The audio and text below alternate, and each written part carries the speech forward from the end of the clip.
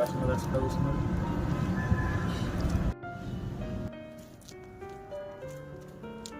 ఏం పుట్టిందిరా నీకు? నువ్వు ఎప్పుడు మొహం మార్చుకొని కూర్చుంటావు అట్లా?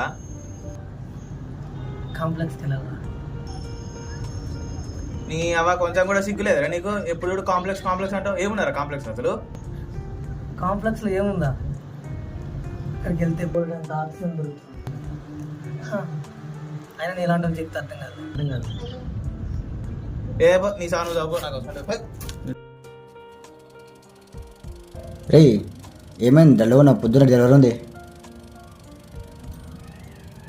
చెప్పా కదరా కాంప్లెక్స్కి వెళ్ళాలని. పాలతగా నువ్వు అబ్బే ముందు పని చెప్పే వేస్ట్గా డెలివరీ పెట్టుకొని